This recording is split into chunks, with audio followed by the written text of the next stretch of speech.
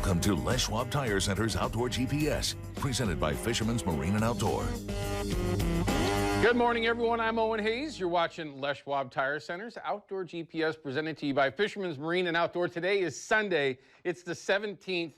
And yes, I'm still jonesing to get the heck out of here and go chase some elk and deer around. But that's not for another week. I'm losing it. But there is a ton to talk about today. Yeah, there's some really good hunting opportunities out there, but yeah, the majority you want to talk about fishing, and we're going to do a little bit of that today. But we are certainly going to be talking about a lot of you lucky folks out there that have rifle tags in Oregon. Believe it or not, they actually offer them. I mean, I never get one. I try.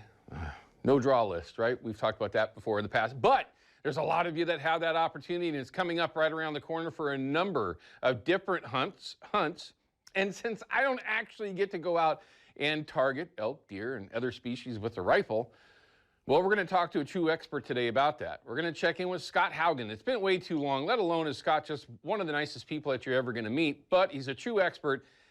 Rifle hunting, fishing, a lot of different opportunities out there, world-renowned author, TV host, world traveler, to chase perfect meat. And we're going to find out from Scott some advice that might help you get going before your rifle season gets into full swing. Now, of course, there's so many different things that you can do. All of it's going to depend on where you are, what kind of hunting you're going to do, what species you're targeting. Yes, all that's going to come into play, but he's going to give you some advice that should help you be better at it, right? To get yourself confident, right? To get yourself to the point to where everything works like it's supposed to, that you can make a nice, clean break and, well, have perfect meat. I love that. Anyway, we're going to check in with Scott again. It's been too long. I know that he's been doing some hunting here recently about a very underutilized species, and I'm not even going to mention it, although I tried to chase them this week, and fire dangers and stuff like that kind of kept me out of the woods. But we're going to see if he wants to mention that as well. One of my favorite birds of all time to target, one, and to eat, too, as well. Always goes back down to the food thing. Anyway, we're going to check in with Scott with that here in a little bit. Upcoming segment, we're going to have fish counts for you, some reports from yesterday. And it was cold, hot. All depend on who you talk to and what zone of the Columbia that they were fishing in. And I got a couple of reports from the Willamette, believe it or not, right? This is the time of year where things start to get interesting in certain spots on the Willamette, depending on what river mouth and falls, I guess there's only one set of falls, that you're going to be spending time around. So we're going to have a little bit of info on that and a PSA about some safety that I was asked by one of our law enforcement friends to throw out there for a couple of different reasons, asked me to talk about those specifically. So we're going to do that. Also, we built some time in this upcoming segment for a couple of phone calls. So if you've wanted to call in, and we apologize, again, yesterday there were calls that we could not get in, and we apologize for that. Over and over and over again. It's the Terra Firma hotline. It's easy. 503-548-6777. Questions, comments, reports. If you have a live report, you go to the front of the line. Doesn't matter if you're in the woods, on a boat, whatever. We want to hear those live reports if you're willing to share those. So don't be shy with that. We're going to have that opportunity this upcoming segment. If not now, looks like we do have one that's hanging, but we're going to see if we can get to that here in just a second. But if you have those questions or comments, call up. We want to hear from you. Also, for those that are chasing pikemen, and I mentioned this in our my little opener thing, I guess, or whatever early hit that we do on Facebook, just to give a quick idea of what we got going on for today. If you're on our Facebook page, you get to see that every Saturday and Sunday morning prior to the show starting. And if you're missing that, you can certainly click on the little like thingy and then become part of the group of whatever. You know, we're anyway.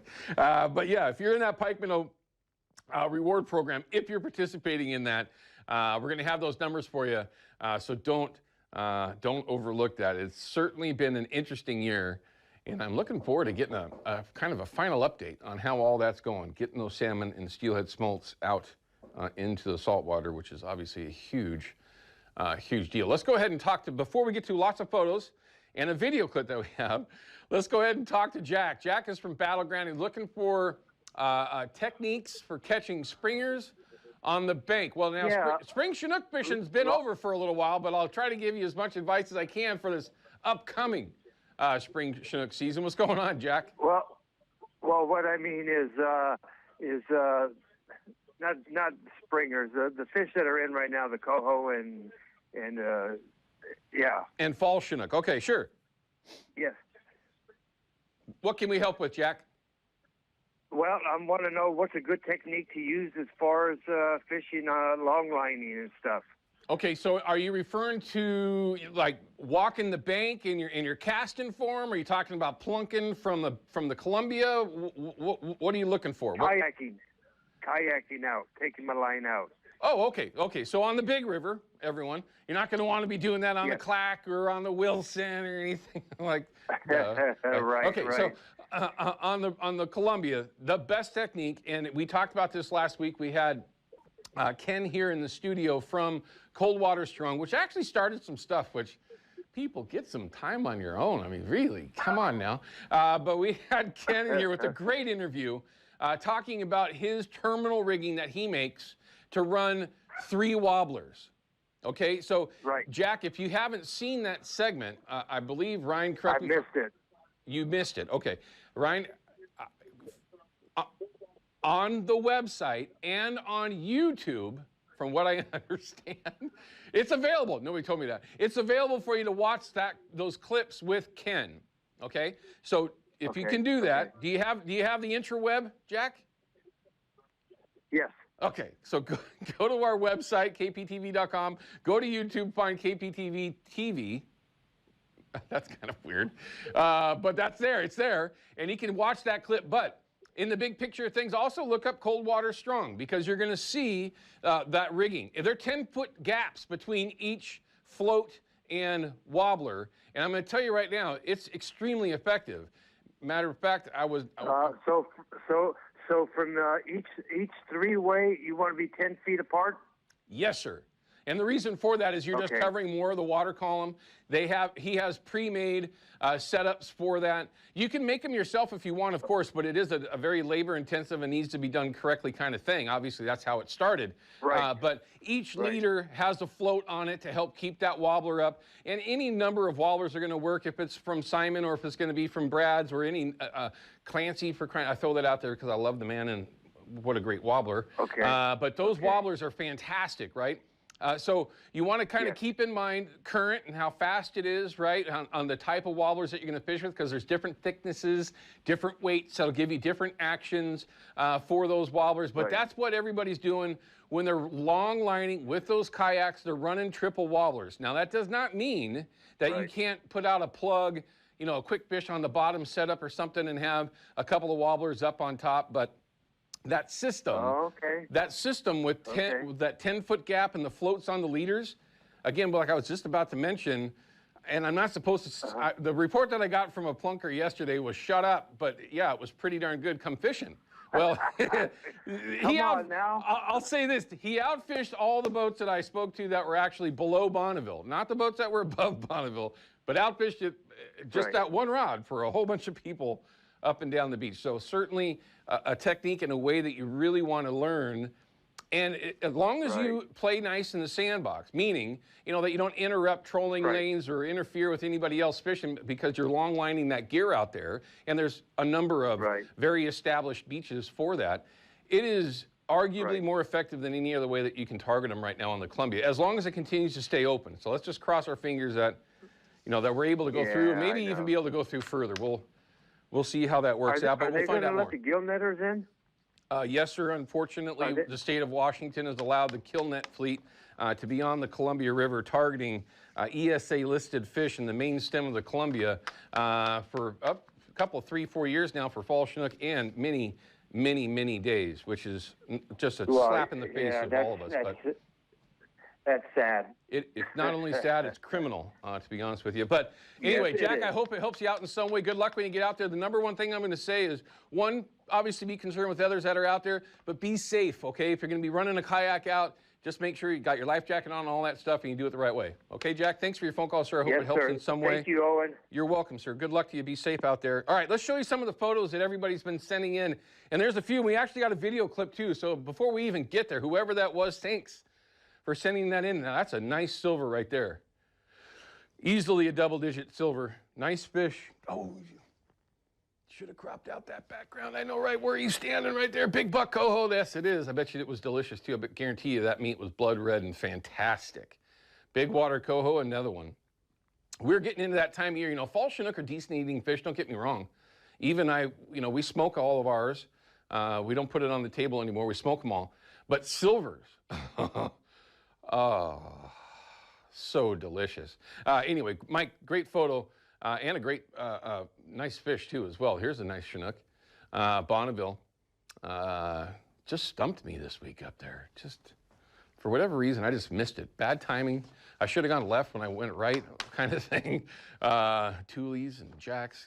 I sure would have liked to have ran across a chromer like that. Steve, thanks for sending it in.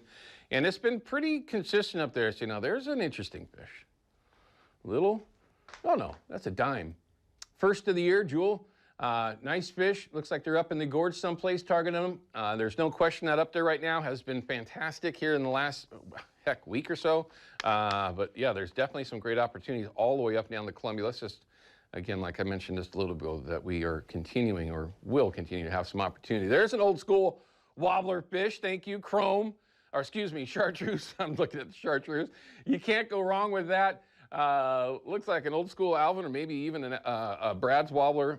Linda, thanks for sending that in, Mike. Thank you. Linda, congratulations. That's a dandy. There's no question that wobblers are catching a lot of fish right now, depending on your willingness to sit on the anchor. I think that's where it really falls down to. Let's take a look at that video. There we go, 360 fish, Columbia River King. Okay, everyone, if you live in the United States, they're called Chinook. Now, if you're in Alaska, I'll let you say king. If you're in Canada, you say king. But here in Oregon and Washington, it's a Chinook. Steve, great. I don't know if there's any audio to this or not, but there's the perfect setup. You got your bumper, your 360, and then, of course, it looked like a spinner that they landed that fish with. And there's no shortage of folks out there up and down the Columbia that are doing that exact same thing right now. Doesn't matter if they're below Bonneville or above. There's some really good opportunities, and I hope that you can get in on it. My brain is just stuck. God, that's a dandy. That's a heck of a Chinook right there. And you can do this too. Take a video, send some photos in. Use our Fox 12 app. That's the easiest way. Find Outdoor GPS, scroll down, hit upload or whatever the heck it's called, and send in some photos and some video. We love to have a chance to do that. I can't tell you how many times I run into somebody somewhere, anywhere, random places, of course at Fisherman's, random places like, hey, thanks for showing that our picture or video or whatever. We love that, and they brag a lot, and they get a chance to, a lot of apparently photos of TVs get sent around. I thought was interesting.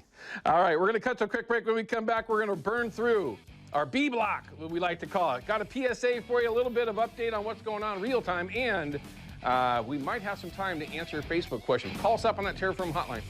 I'd love to take your call.